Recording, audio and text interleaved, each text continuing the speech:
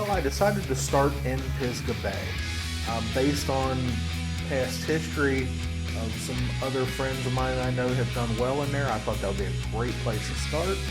We didn't get to show you the ride down because it was so rough. I chose not to put any cameras up because the wind was blowing all night. People complained that it had been very rough on the lakes for the past 2 or 3 days. So no cameras on the way down. When we finally got to Pisgah Bay, I tried the points, tried a lot of top water, and tried some of the deeper lead out banks and ledges. And if you watched my video for lure prep, that's what I was planning on. I had good information that the fish had just spawned about 3 weeks prior, or they were in the bushes and pre-spawn about 3 weeks prior.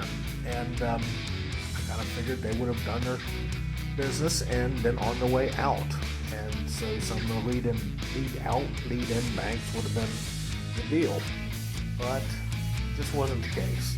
So eventually I got rid of a lot of the deeper water stuff that we talked about and started fishing some of the lead in out banks right immediately at the end of the spawning pockets. We even tried some bushes for a while, which you'll see. But Greg was the first one to draw first blood. Here it is.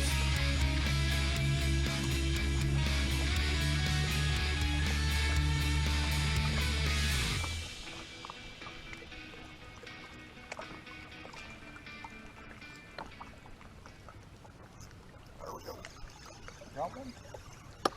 Little one. Oh, smallmouth, isn't it? You can talk? No, it's a largemouth.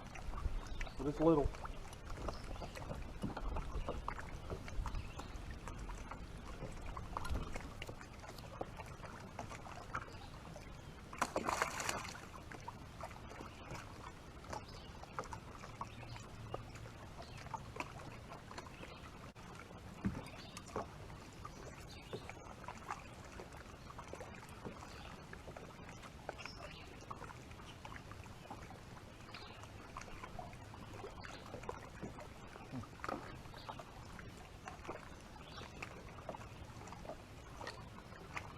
Well, the egg has been cracked. You got another? It might be a little better.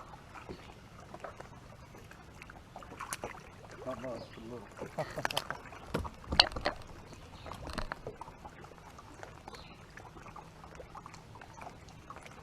Straight green pumpkin, no chartreuse.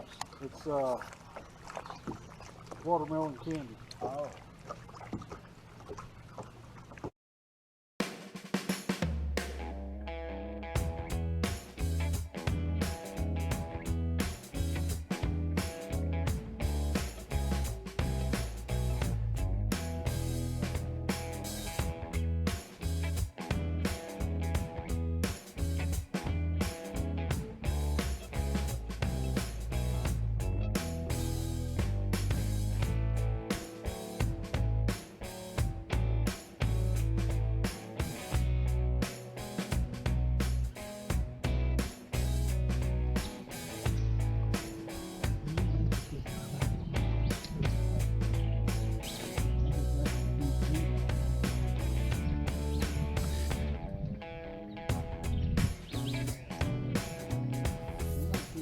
So we just kept working our way further back into the pocket and eventually started flipping some bushes.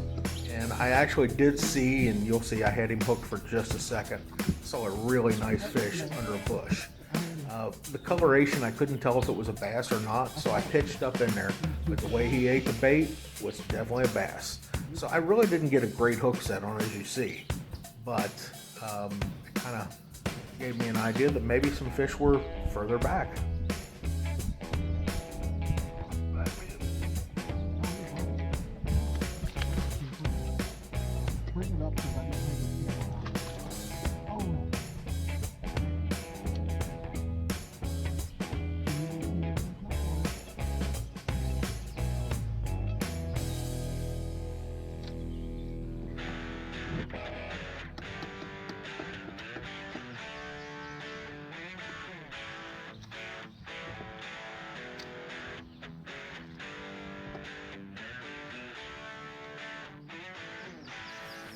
We flipped a ton of these bushes, and I think if the water had been up even a little higher, which it was right at Summer Pool we were there. But I think if the water had been up a little higher, there probably would have been more fish up in the bushes. And I heard the reports that a lot of people were catching fish out in front of the bushes, which we never really did. But all the fish we caught around these bushes, definitely post-spawn, very thin, very skinny, still fun to catch.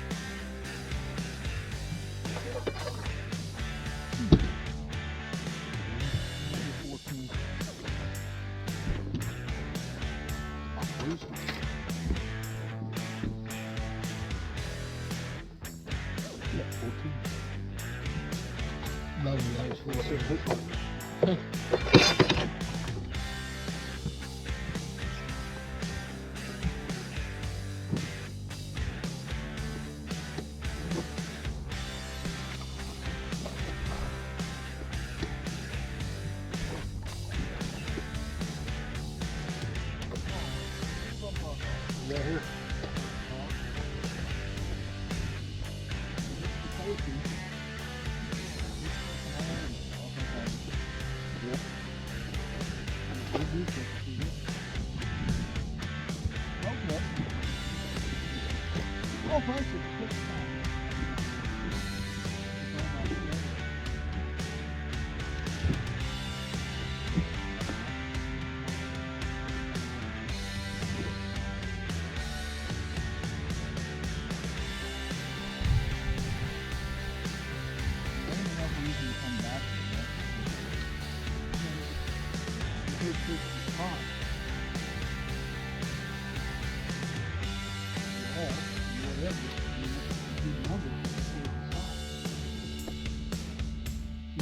Picture where she spit out the coffee all over her desk one time.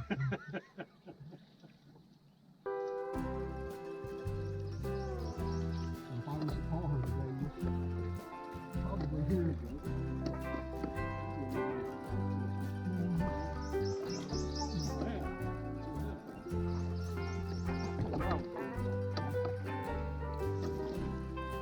Still have people. He spawned out. Look at him. Now this was something that really amazed me. Now I've been to Kentucky Lake and caught smallmouth before, but I've always caught them on the main lake. Never this far back in the pox. I mean, we were probably less than 50 yards from the very back of the creek, and we caught smallmouth all the way down the bank. And never had any good ones. I think the biggest one we had was about 14 7/8. I don't think we had any keeper size 15-inch smallmouth, but you know, still, all in all, it was good fun.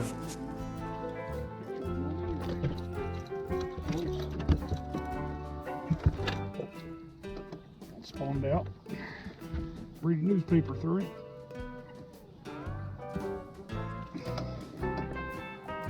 He wouldn't even fit.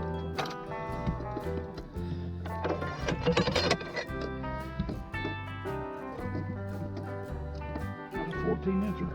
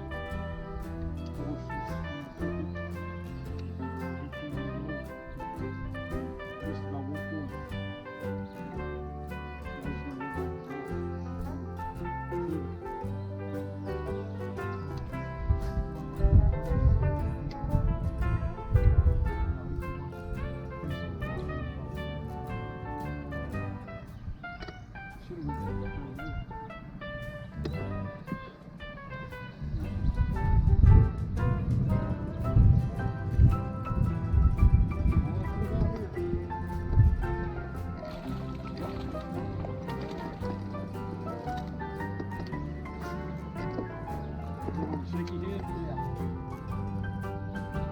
Smallmouth. Small. Another smallmouth. Oh, it's a full pretty hard.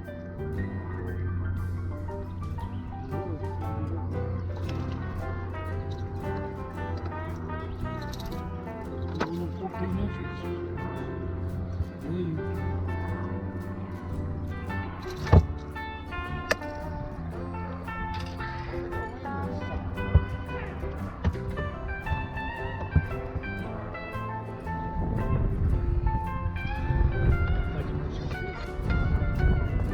Maybe that's what they're trying to figure out too.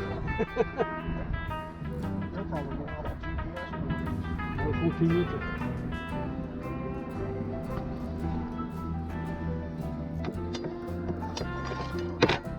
Well, they're catching fish. We just need to find the right one.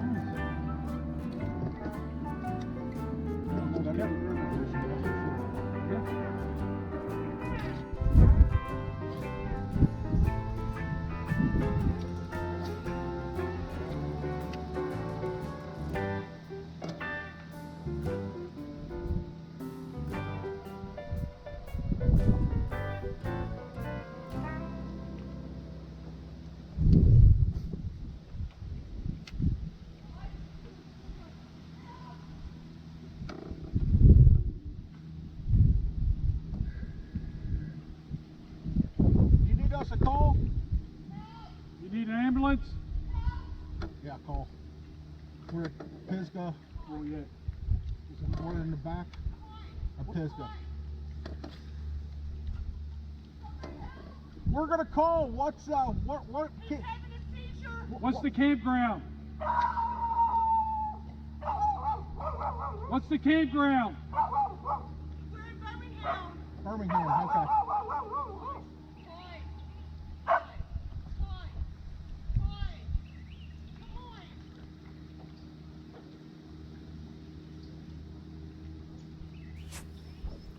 This really changed our day. We were going down the bank, and there's a campground that you really can't see there. And there was a couple up there, and the lady started yelling for help. And so Greg was quick and jumped on his phone and called 911. Basically, the fella on the bank was having a seizure and was really having a rough time of it. His wife was unable to revive him. And so when Greg called 911, he stayed with him until the paramedics did arrive, which took about 40 minutes. Now, mostly because, we had to try to figure out what road it was. We gave the paramedic, or gave 911, I should say, the GPS coordinates. And I guess they couldn't work with what we gave them. So we had to use our phones and try to figure out the names of the roads and whatnot. But even still, they had to dispatch an ambulance from a neighboring county because the county that was responsible for that area, they were out on other runs. So, having an ambulance come in from another county into territory they're not really familiar with, I'm sure is a difficult thing. But after 45 minutes, someone did come, and they were able to get the fella out, and really don't know what happened to him. Hopefully he's okay. I will say that, I kind of got pretty emotional afterwards because, who knows what we could have witnessed right there. At one point I was thinking we were witnessing the loss of a life. But They got an ambulance or a helicopter en route for you as well. I think they got him revived. So far out. And when he left Flag 'em in the down over there ambulance, where he they was can in a see little you. better shape. Semi-coherent, answering some of the questions and whatnot. So who knows what would happen had we not been there? I don't know. But, it's definitely makes you think about, maybe the tournament wasn't such an important thing after all. Thank you so much. We're out.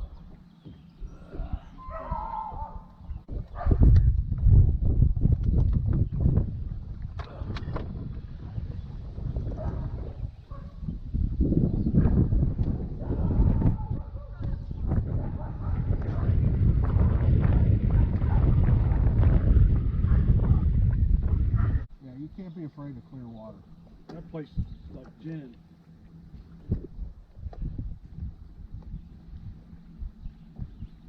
I've heard that.